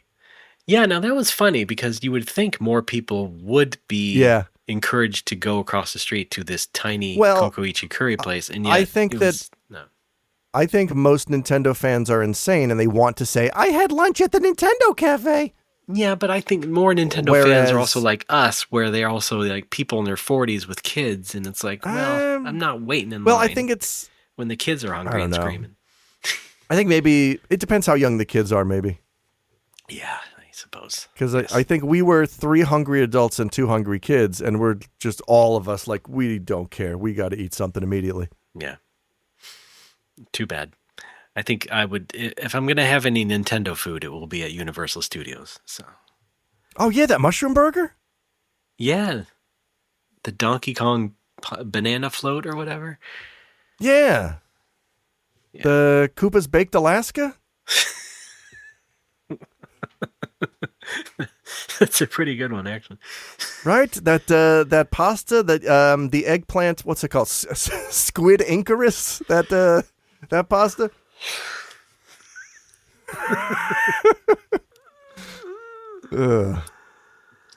They should have some sort of experience there at Universal Studios where you just walk into a dark room and they put an eggplant on your head and then you have to walk around bumping into things. Like, fuck. No. While the music plays. Dur, dur, dur, dur. Ow! Fuck! Shit! Ow! It's just like how it happened to Icarus. God damn it! No, I thought his wings melted or some. No, it was just like this. No, eggplant in the that's dark. adult. That was later in life. Yeah, right. When he became an adult, he lost the real wings, and his friend tried to build some new ones. All right, that's right. Yes, indeed. Yeah. Nintendo Museum. Yeah. Yeah, we saw Palutena's original mirror. I didn't see a lot of Kid Icarus stuff at all. I mean, it was obviously not a very popular game in Japan.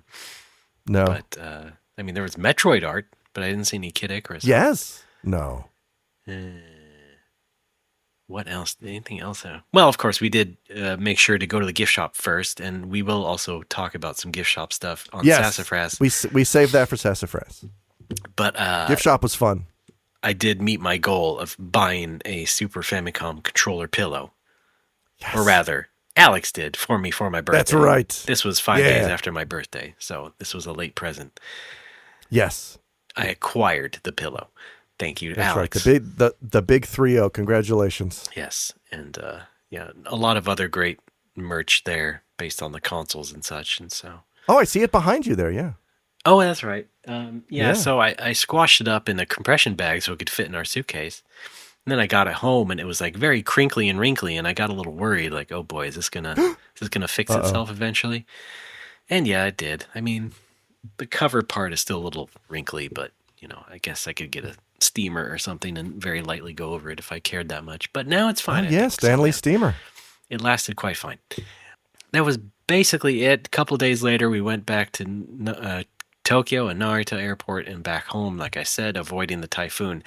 I did make one last Nintendo purchase at the Narita Airport because they have they have a little corner at the airport called Nintendo Check-In, and it's basically just like a couple of Switch 2 kiosks. You can go there and play Switch 2, except they also have several of the gachapon machines from the Nintendo store. If you remember in Kyoto last time, if someone listening ever remembers me listening, talking about that last trip, we went to the Kyoto Nintendo store where they have the gachapon full of like the controller keychains. Oh yeah, which is like full size controller buttons, but like pieced out, so it's like three pieces of a NES controller, for instance. The D-pad, the start select, and then the BA. And you can just get that in a gachapon for 600 yen each. So you kind of have to plan financially for it. But they borrowed these at the Narita airport, and so I got a couple extra keychains for the road. Yeah, you never know when you need them. Two last Nintendo merch things. And because I did so well last time, I got all 3 NES pieces, and this time I got a Super Famicom buttons and nice. N64 buttons. And I was beautiful. Like, I'm good. I'm cashing out here. Wait a minute. Hang on. Please tell me they sell the N64 as just 3 prongs. Is it 3 individual prongs? Let me show you. Damn it. No, they do it a little bit differently for the later ones. Disappointing. They're like circular cutouts. They're like almost like taking a cookie cutter to an N64 controller. Yeah. Come on. Give me the prong. Well, they have more. They have one that is just the analog stick. Because I think the idea is that these are kind of like fidget toys, in a way. Yeah. If you really, if you really need the dopamine of pushing an N64 button, you get that here because it is like the same parts. It's like I'm really playing Ocarina. Oh, it's very much the same parts. I mean, they feel just the same. Can you hear this in the microphone? That's a Nintendo button. Wow. Yeah, I like them. I actually was like not ready to really put this on my main keychain because I have like 2 car key fobs and they're kind of bulky already. And I was like, oh boy, if I have this big bulky controller thing on it, that'll just add more bulk. But then I tried it and it was like, well, actually, it's kind of a good grip. Like I can kind of like grip this thing and just pull the rest of my keys out. It's kind of nice in a way. It's like, how can you miss the Nintendo buttons? You just kind of grab this little controller and you pull them out. Yes. Living in Japan, I have, of course, over the years, accrued dozens of keychains. Mm-hmm. And there was a time where I would have them all on my coin pouch, my coin purse. Don't do that. Yeah. And after, I ended up getting rid of all of them because after a while I realized it's so heavy, like it makes my bag heavy. And when I take out my coin purse, it's like I'm taking out some sort of medieval weapon. Like it's so heavy and so dangerous. And the other thing is I had so much stuff on there. I had that little plastic Master System. I had a slime stack. I had a little Proto Man figure. I had a piece of wrapped up camembert cheese. It was all plastic from a gachapon machine. But like the thing about those that what? You're just like a basic bitch. You're whole full. Yes. Keychain full of shit. No, just keep one on there. The thing, one is perfect because the thing they don't tell you about those that you realize after a couple years is that all of the rubbing together in your bag grinds them all down to shit. So they all lose pieces or they lose color or they get scratched or they get faded. Just put one. I kind of made a mistake. You know, I finally had acquired the Boku no Natsuyasumi keychains. There he is! For an extravagant amount of money. I bought 2 of them. I put one on my actual key ring, but I attempted to protect little Boku here with like some lacquer. So I sprayed some lacquer on there. It did not help at all. In fact, it just exacerbated the situation of like, oh no, getting pant lint all over him. No, and then eventually rubbing his eyes off entirely. Oh and no! Yeah. Now I have one other one still in the package. I don't think I'll be. Boku. Yeah. Oh boy. Yeah, I really ruined this rare piece of Bokunatsu merchandise. Oh boy. But who else if not me? Nobody. That's who would fuck up that. Oh boy. Why not? Who better steward of ruining fucking Natsuyasumi merchandise than I? You've earned it. Yes. So that's it. That's my trip. That's what I did want to say real quick. Was your trip too? I guess it was. I tend to be, especially when it comes to Nintendo, I tend to be very like not just anti-capitalist, I guess, but like just so over Nintendo mania, and a lot of that has been hastened by people our age who are diehard Nintendo fans. And I gotta say, like, I got a little bit of giddiness at that gift shop. It was really cool to be walking around and looking at all that. So I was really excited by it. Yeah, and I did end up going home with some stuff. Yeah, and I imagine it would be for you because you didn't really know what was there. You hadn't really seen any of the coverage or anything as I did because I knew what was there and I knew what to get. Ah. But you kind of walked in there like, oh shit, this is a real shop. Okay, yeah. And so, and you can hear all about it on Sassafras. Yes, indeed. Yay! So I'm happy for you that way. And just you might not hate Nintendo as much for capitalism now, but this brings us to Sony. Yeah, I just wanted to touch on this real quick. This was in the news. Apparently, there's no more Sony physical releases from 2028. Yeah, yeah. Oh boy. Now, I need you to explain why this is a big deal to me because it doesn't really affect me. I have not bought a physical Sony product since 2021, 22. It's been a very long time. All right. I bought something for the bar, probably a physical release, and that's it. I don't have a PS5. It's not a concern for me, but I know people seem to be annoyed by this. Ray, take it away. Well, did you have a question, or you just want me to explain it? I guess, like, what's the big deal? Because aren't we already doing that with PC games? Like, what's... Yeah, I mean... What's going on? Yeah, it's like... We did this to ourselves. We're all guilty of it. We all went crazy for Steam, first of all. None of us is without sin. I think even those of us who love having physical games still bought some digital ones. And it's not like... Yeah... We are not without sin, and I think a lot of us knew that, and we all knew this was coming. But still, I can understand that when it actually comes, people still get upset and sad, and I get it. But at the same time, like, you saw it happening. Yeah, I feel like there's a lot of hand-wringing Not from everybody, but you see some people who really get hand-wringy about it. It's like, man, I don't know. I think I'm done with the video games after this. And it's like, first of all, Steam. Second of all, it's for right now just PlayStation. It'll probably be Xbox as well, but they haven't said anything solid yet. And you still have Nintendo, which, yeah, they have their game key cards, and that's sort of half, that straddles the line. But they do actually still make actual full games on the cartridges, so you can still get that. And I think Nintendo will be the last one standing in this realm when all is said and done.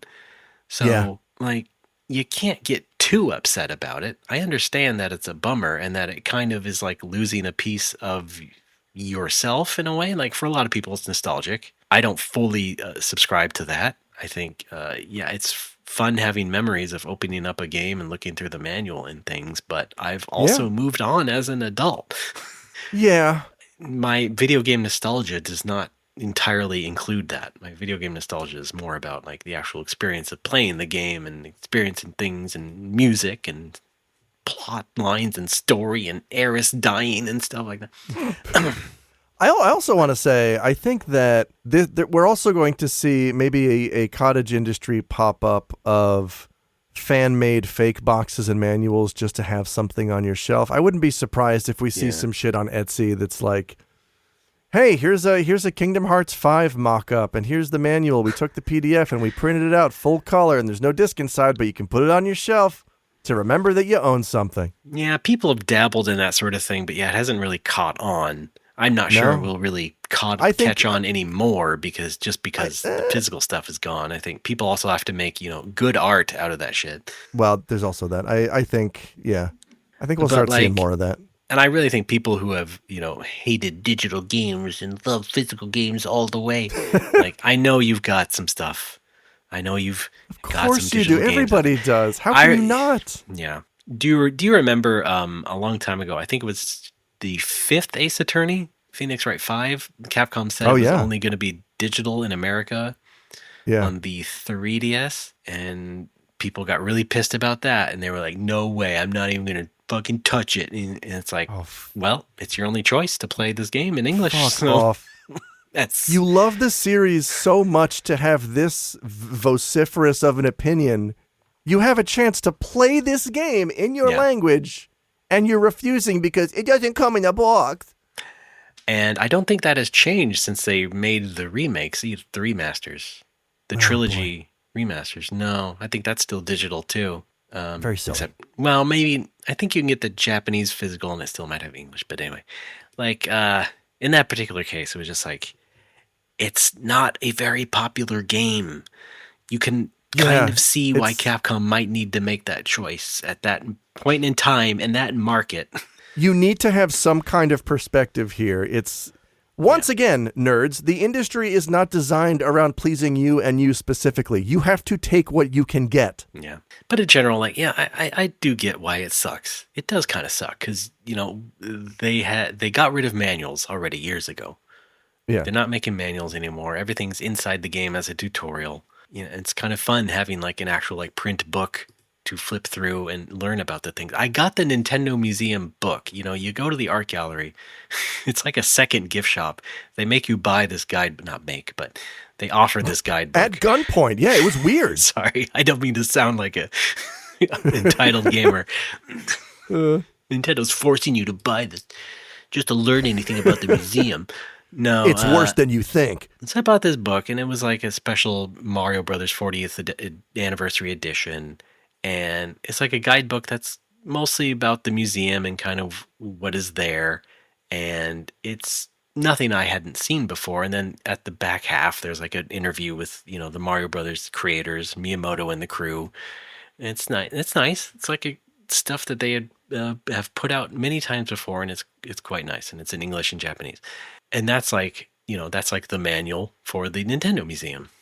And it is nice to have and flip through because they also have like gold foil printing, pixel art gold foil printing on the covers. Oh yeah, holofoil Charizard, yeah. And so it's nice, and I get it, and I'm into that stuff. Yeah. But again, this is not a surprise. This is not brand new. We've all been living in this world already. And if Sony's finally going to pull the plug, I mean, yeah, I know. we're here now.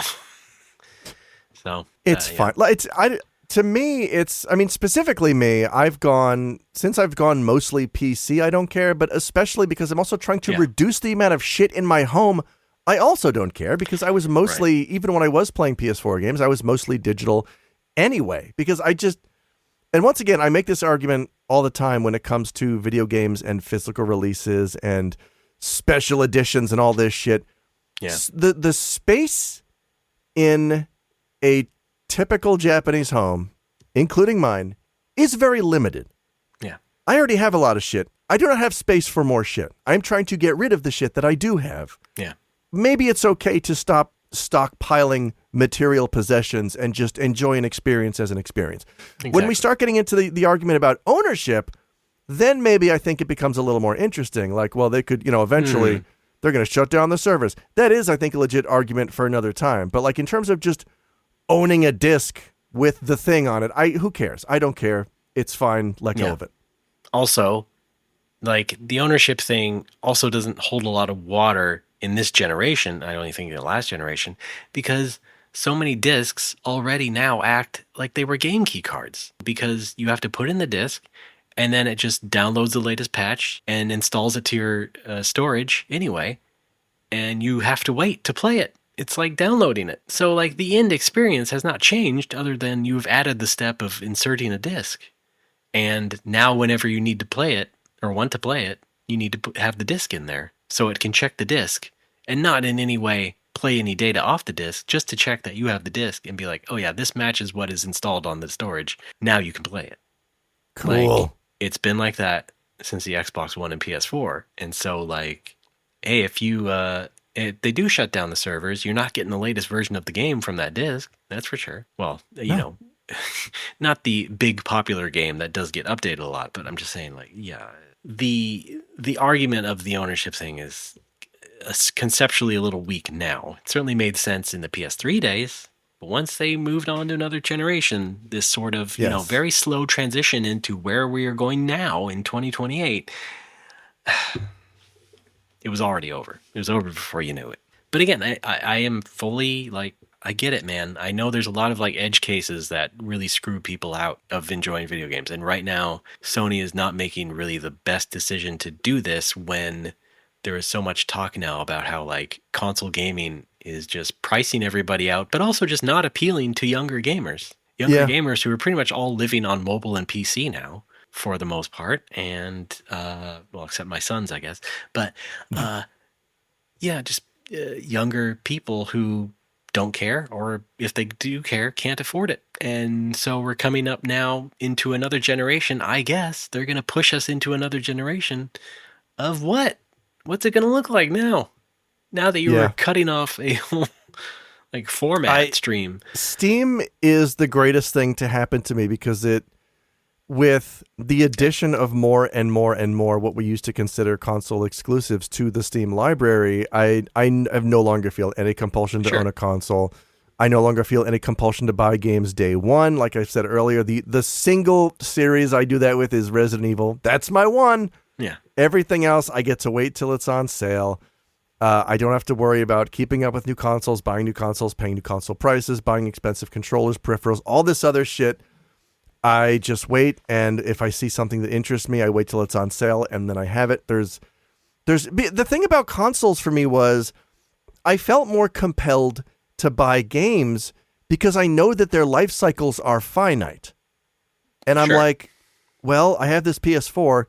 It's not going to be supported forever. I better get this game when it's on sale. Turns and I out better it's been enjoy supported it. longer than ever. Yeah, right? I better get this game while it's on sale. Meanwhile, PC will be supported until the end of time. The only limiting factor is, can the components in your PC play the game that you want to play? And it turns out for me, the answer, most of the time, across the board, is a resounding yes. Yeah. Components, including the software, like Windows will get updated and, you know, it can't play some older games. And yet, like, Steam Linux has compatibility layers and will play older Windows games better than Windows will. There are so many options. There are so many options now. It seems almost audacious that Sony and Microsoft are like, but we made like separate special computers that you could also buy to play games. I'm like, why would anybody do that though? Hi, everybody. Even divorced of that, like the idea of like exclusives that are at all appealing to most people anymore, it's like even less of a thing. Do you remember 20 years ago, people would say like, oh, they're in the Wii 60 generation. They buy a 360 and a Wii because they want to play Nintendo exclusives. Right. And now that's even more the case. Like you can buy a Nintendo Switch if you want Nintendo stuff, but what are you buying an Xbox or PlayStation for when almost every game worth playing is also on both of them and PC? I think what it is it's the attitude that I used to have about consoles, and the reason I liked consoles up until PS3/4 was it was very simple. It was just plug and play. It was, I have the machine, I buy the game, I go home, I put the game in, done. Maybe I have to download a patch, but the game plays, I can enjoy the game. It's mine to enjoy. I don't have to worry about anything else. I turn the game off. The system is off. I don't have to worry about updating the OS. I don't have to worry about buying a new graphics card. It's just go. It's ready to go. You have it. You go. You play. I think there is a level of PC savvy that people don't want to have to deal with. I think there's a consumer who's like, I don't want to have to update drivers. If I have a PlayStation, I don't have to worry about that shit. And that's true. You don't. But hope you're rich. PC is great, but there's still a little bit of a learning curve. Like, Steam is trying, Valve is trying their best with the Steam stuff. To perform. But the Steam Deck, the Steam OS rather, it's still like, you still kind of have to know what you're doing to really get started on it. It's just not a great user experience. But at the same time, the out-of-box experience, the oob of all these things is not very good. You start up an Xbox for the first time and you have to put in a password and do all this shit and wait for an OS update. Same with the PS5. And to some degree, even with the Nintendo Switch and Switch 2, you have to go through a couple of screens just to finally get to the home menu. And it's like, what are we doing? Can I please just choose to skip and start the game that I put in the slot? Like, it's ridiculous. And, apparently PlayStation and Xbox are just going to be like, well, we're not going to make games for PC anymore. We're just going to be exclusive to our consoles. And meanwhile, nobody's buying your shit. Good luck with that. And everybody is bringing up the same point. It's just like, where's it going to go from here? What can you possibly do with all that? It's kind of exciting. Nintendo's going to be just like that Mario Party gif of Luigi standing there as everybody else falls off the cliff. And, it's just same as it ever was. Same as it ever was. Oh, that's great. Even if Nintendo falls off the cliff sometimes, they will get right back up. Yeah, Nintendo's going to clean up. Yeah. Luigi wins without doing anything. Yes, exactly. Yeah. The Switch 2 raises in price in America in September. And so, like, I'm sure there's some panic buying going on, or will be pretty soon. Oh, yeah. So, that's video games. Yes, well, hang on. I've got one more special video game I'd like to talk about very briefly. It's called Final Fantasy XI: Online. Raymond, get back here. Now, I know you're an EverQuest guy, so I'll keep this brief. Since forever, ride or die.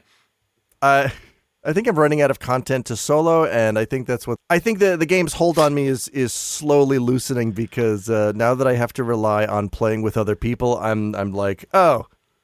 I think we can take a little break. That seems to be the Final Fantasy XI process, Yeah, and like days, it's not that I don't have access to other people. Like, I'm in a link shell with a whole bunch of other people, but that's the problem. The link shell is too big. It's so big that when I log on, sometimes I get a message that says, too many people trying to access link shell. Try again later. Jesus. You got like a ballroom full of people? Yeah, it's a lot. And there's content I want to get done that there's some content you need a minimum of 3 people in order to even enter. They'll keep you coming back. Yeah. Well, I mean, the way that the game was like you needed people in order to do the content, but there wasn't like a minimum for entry. It was just like, if you're strong enough, you can do the content. And now you can solo a lot of the old end game, which is fun. And I've been doing that. But I'm reaching a point where like, I need these materials to upgrade my gear. I can't do this content alone. I think we might be taking a break here. Right now, I was prioritizing my main job, which is samurai, and I've done pretty much all the stuff I can do solo in terms of gear upgrading.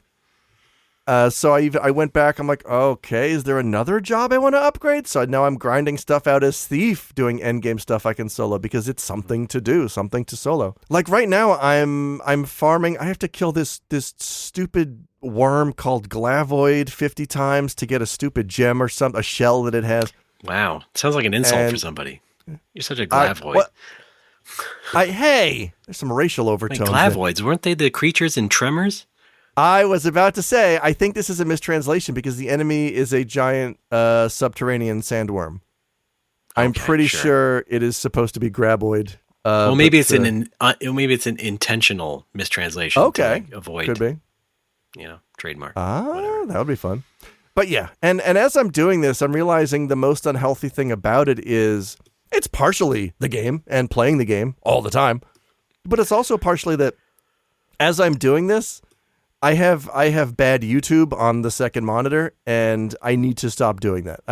What's bad YouTube like? Bad YouTube is content about content, and in some cases, content about content about content. Like drama videos. Yeah, YouTuber drama. Like YouTuber what did drama. Ethan Klein do this time? Yeah, YouTuber drama, and then analysis of YouTuber drama, and then an analysis of that analysis. And I've tried to step back and remove myself a few steps from that, and I found a channel that just does like, okay, here's a 1 hour review of this shitty stand-up comedy special. Like, I think that's, to me, that's probably safe.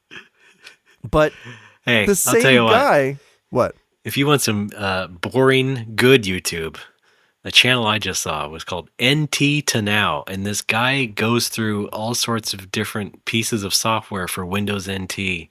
What? No, it's like 20-minute walkthroughs of how system admins would use certain pieces of software for Windows NT.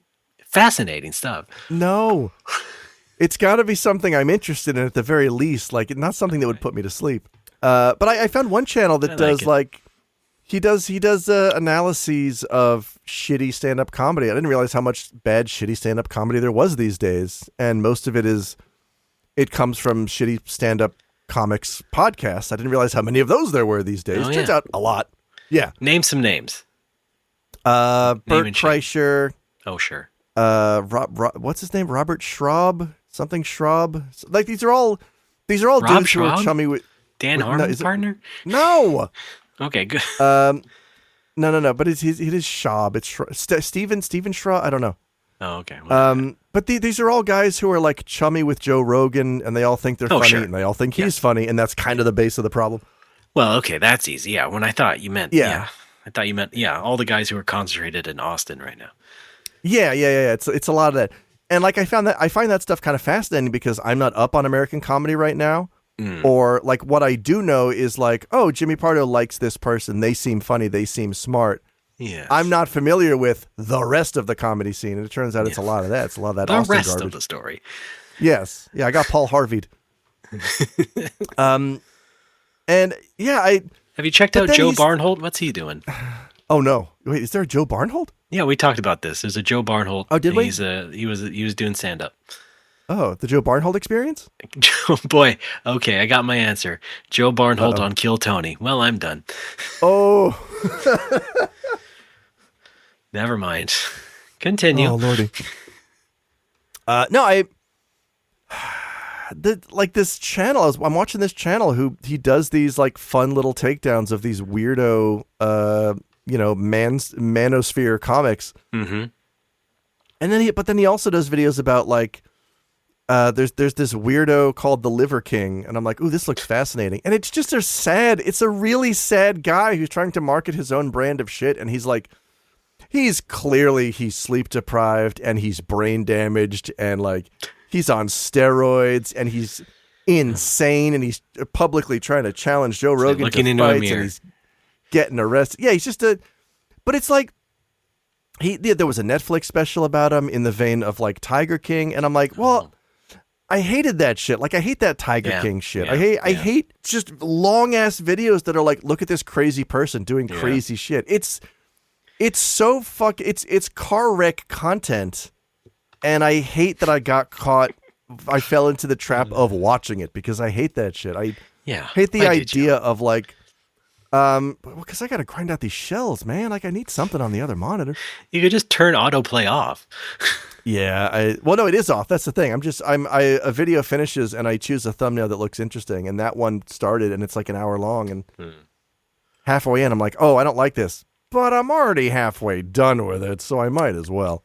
Maybe I'll look at this Kill Tony clip. You can get some. Maybe they'll say Barnhold a few times. You can use that as a drum. Oh no!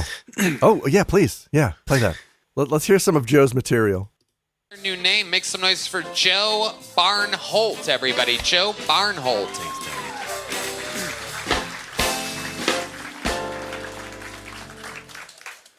Somebody outside told me I look like I play in a Weezer cover band, so that's cool.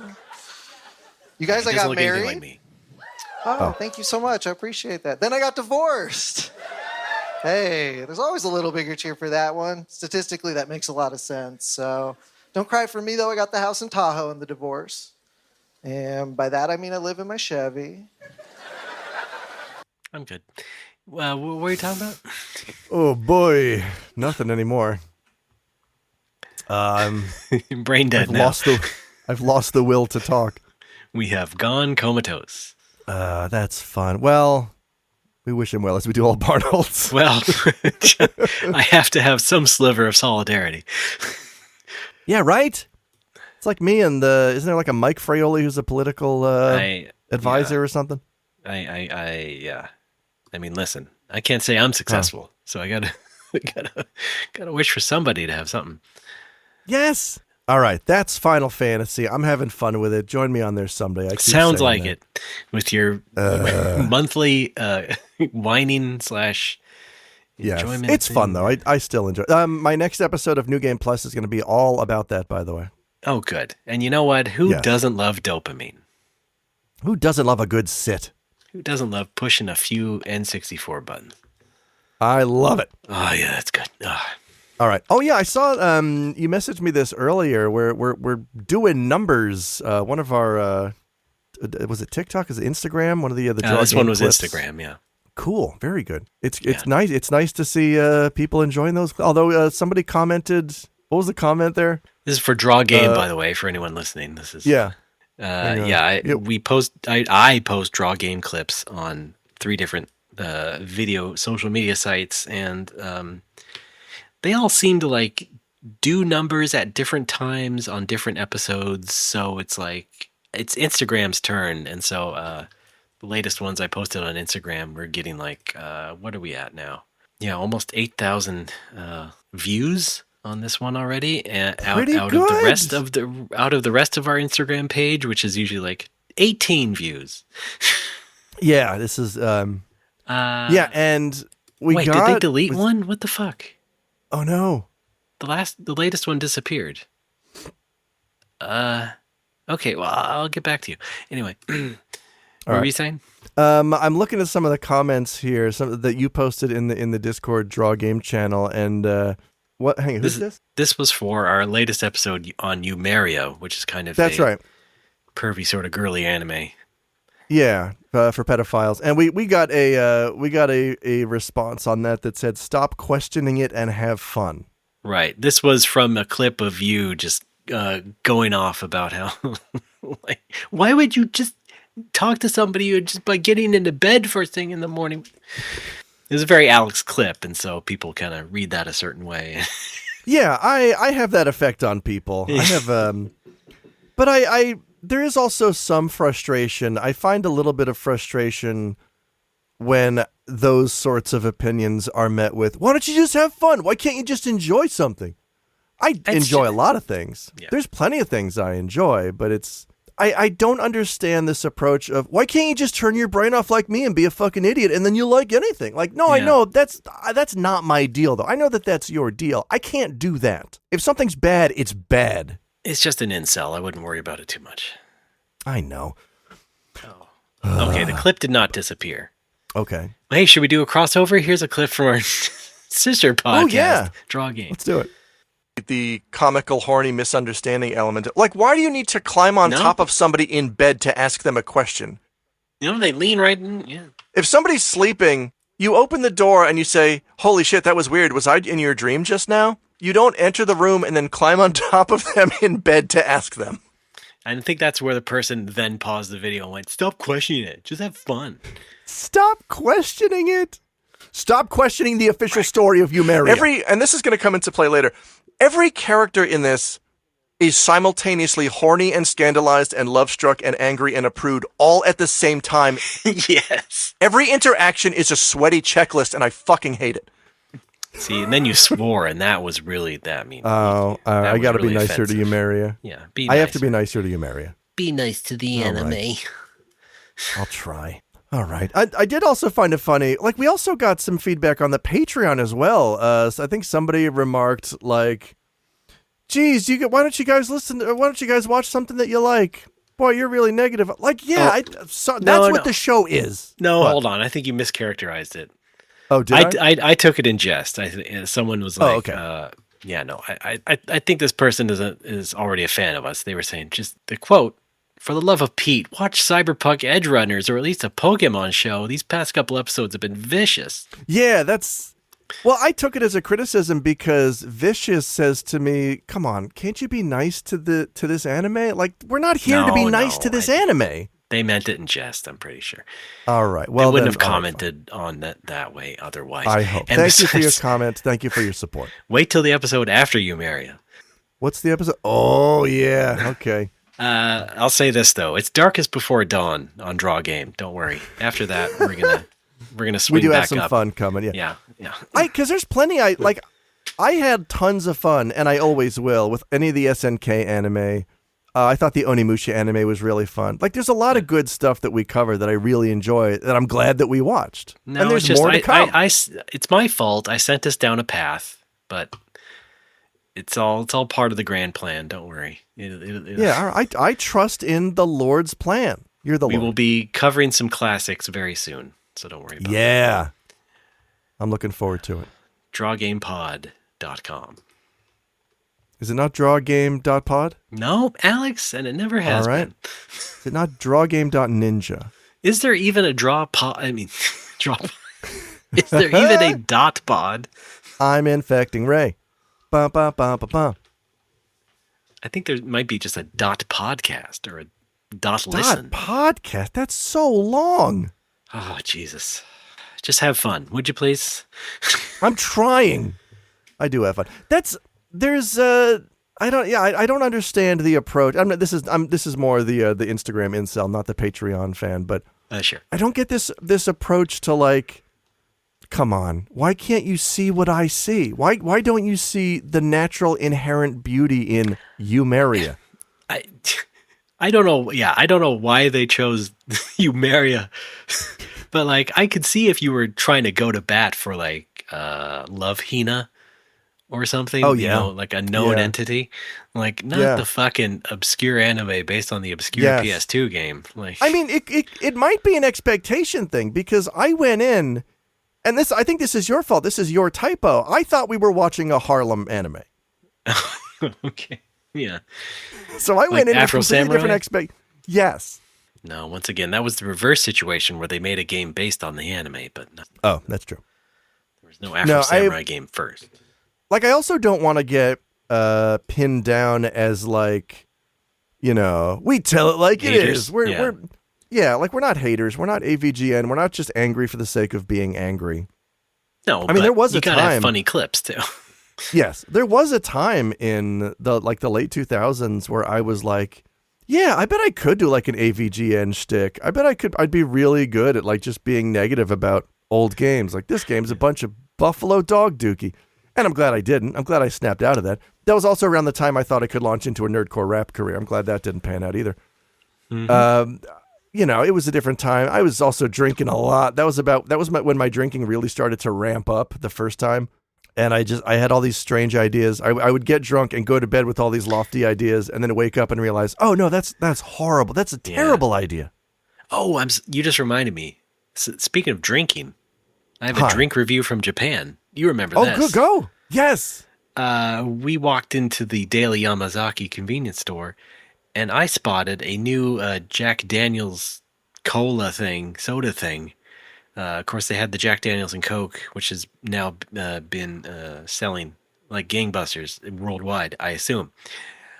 Went to the store and I saw Jack Daniels and Canada Dry Ginger Ale. It was called a ginger highball. I was like, well, I'm done for at this point. This is like my perfect combo. Oh no! I buy it. We go home and try it. It doesn't taste like anything special. Hey, it just tastes like Jack. You go home and try it. I was there for support. It's just Jack and soda. Yes.